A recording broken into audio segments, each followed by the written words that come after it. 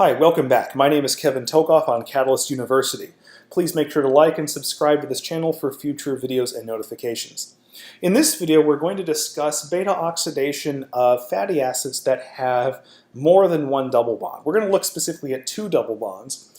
And one of the primary fatty acids that gets metabolized in this way is linoleic-CoA, which is a conjugated derivative of linoleic or linoleic acid. Okay? I'll mention this is an omega-6 fatty acid, and it's one of the few that actually gets metabolized for energy production.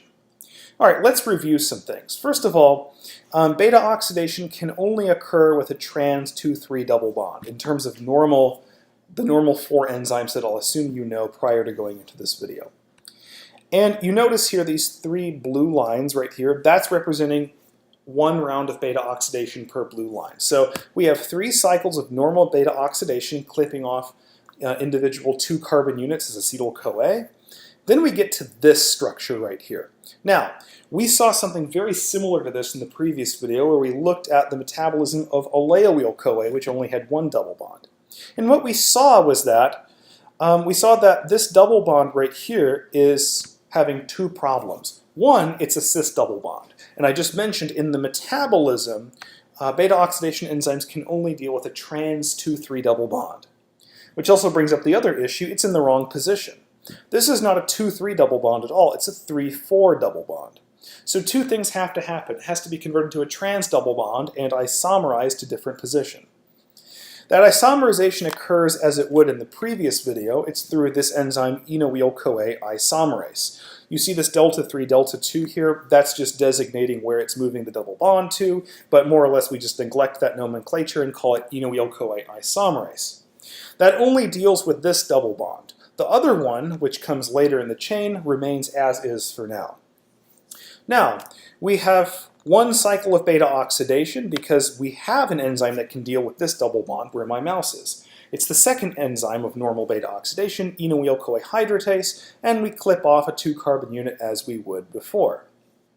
Now, we have that 1 round of beta-oxidation and the first step of another round, which would be catalyzed by fatty acyl-CoA dehydrogenase.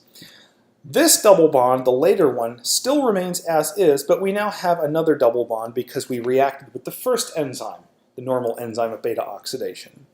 Now we have another problem. Even though this is a trans double bond, it's conjugated to this cis double bond. So we have a 2,3 trans double bond and a 4,5 cis double bond. Beta-oxidation enzymes cannot deal with this. So we have to perform a reduction. This is catalyzed by this enzyme 2,4-dienoyl-CoA reductase. It's going to use electrons from NADPH, and it's going to take these 2 double bonds and ultimately convert them to 1. Now you see here in this step, that trans double bond is now between carbons 3 and 4.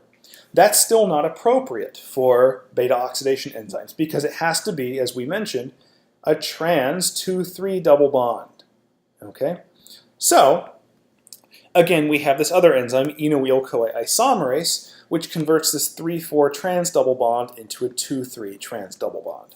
And then this is again a substrate for the second beta-oxidation enzyme, enoyl-CoA hydratase, and from here, beta-oxidation will continue as normal, and this will be completely metabolized by the normal 4 enzymes that we would normally use for saturated fatty acids.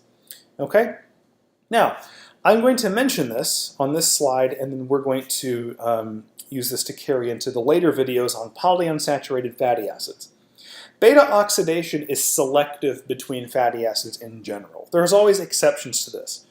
But in general, beta-oxidation is a metabolic process, catabolic that is, that we use to metabolize fatty acids for the purpose of energy production. For example, in beta-oxidation, we get NADH. We get FADH2, and ultimately we get acetyl-CoA for energy production.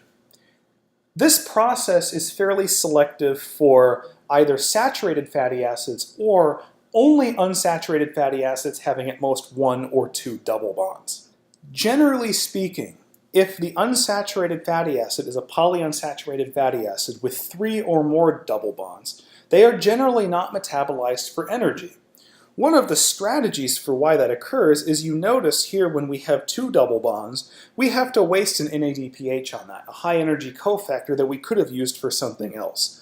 So if we did the same thing for something with three double bonds, as in this molecule down here, alpha linoleic-CoA, we would have to burn two NADPHs, and that's not really energetically a good thing. So rather than going into beta oxidation, normally unsaturated fatty acids with three double bonds or more, they're generally built into more complex polyunsaturated fatty acids. In fact, there are three that I think are extremely important. And those are arachidonic acid, which happens to be a pro-inflammatory fatty acid. There's also EPA and DHA. EPA stands for eicosapentaenoic acid.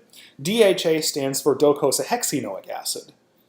And these latter two have a tendency to be anti-inflammatory. And actually the relative balance of arachidonic acid, especially that one, and these two over here, helps determine the inflammatory state of an individual. And we'll talk about omega-6 and omega-3 fatty acids in later videos. But I did want to just mention this, that generally beta oxidation is reserved for saturated fatty acids and those unsaturated fatty acids having at most one or two double bonds. Three or more double bonds, and it's usually built into larger, more complicated fatty acids, which we will look at in later videos. Thank you for watching this video. Make sure to like and subscribe for future videos and notifications. Thank you.